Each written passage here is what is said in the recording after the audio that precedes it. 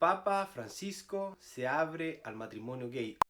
Bienvenida y bienvenido a mi canal. Si te gusta el contenido, te invito a que te puedas suscribir y sobre todo poder compartirlo con los demás. Un abrazo y Dios te bendiga. Quiero contarles que hace unos días salió en las noticias, en los medios de comunicación digitales, en la televisión abierta, una noticia, una información que decía: el Papa Francisco se abre al matrimonio gay, o el Papa Francisco apoya el matrimonio gay, o apoya el matrimonio homosexual, apoya la unión civil de personas del mismo sexo. El Papa Francisco apoya la convivencia civil de personas homosexuales. Ante esto es muy importante decir que esta entrevista se dio a conocer mediante una publicación de un extracto de una entrevista propiamente tal realizada al Papa Francisco bajo un documental que lleva el nombre Francisco. Y en este documental se abran temas importantes: la migración, el matrimonio de personas del mismo sexo, el calentamiento global. No obstante, la publicación y el comentario que mayor revuelo tuvo fue que el Papa Francisco decía que apoyaba la unión civil de personas del mismo sexo.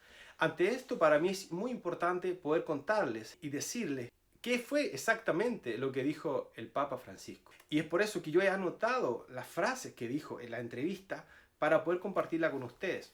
El Papa Francisco dice exactamente esto: las personas homosexuales tienen derecho a estar en la familia.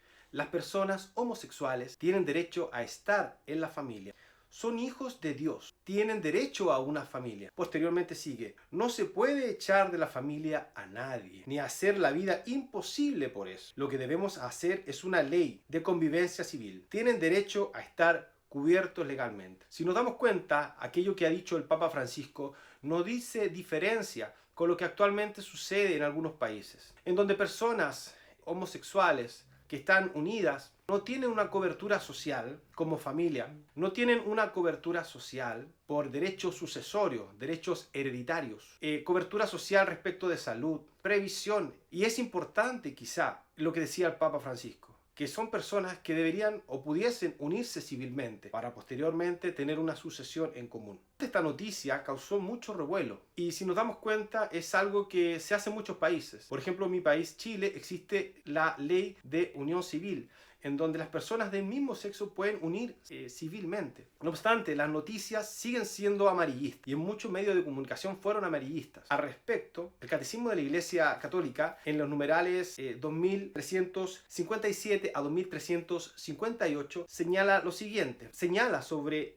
las personas homosexuales. El 3558 dice lo siguiente, y lo voy a leer textual: los homosexuales deben ser acogidos con respeto, compasión y delicadeza. Se evitará respecto a ellos todo signo de discriminación injusta. Y si nos damos cuenta, quizá en muchas ocasiones las personas homosexuales han sido víctimas de discriminación injusta o no se les ha tratado con delicadeza. Entonces el llamado del Catecismo de la Iglesia Católica es a tratarlas con delicadeza. Y si nos damos cuenta, lo que dice el Papa Francisco no tiene relación contraria con lo que señala el Catecismo de la Iglesia Católica. No obstante, es importante dejar claro que la Iglesia no es Estado. No es el Estado en el que vivimos. Si bien existe el Estado Vaticano, la Iglesia hace mucho tiempo, y gracias a Dios, está separada del Estado. Por ende, las personas que integran el poder legislativo de cada país, esas personas están llamadas a hacer leyes. Y esas personas que están llamadas a legislar, no importando el sistema legislativo que tengan, esas personas llamadas a legislar tienen sus valores. Algunas personas serán católicas, otras personas serán evangélicas, otras personas serán ateas, otras personas serán hinduistas, otras personas serán musulmanes, otras personas serán budistas. No obstante de eso, cada persona con sus valores es individual y el Estado no tiene por qué estar unido a la Iglesia.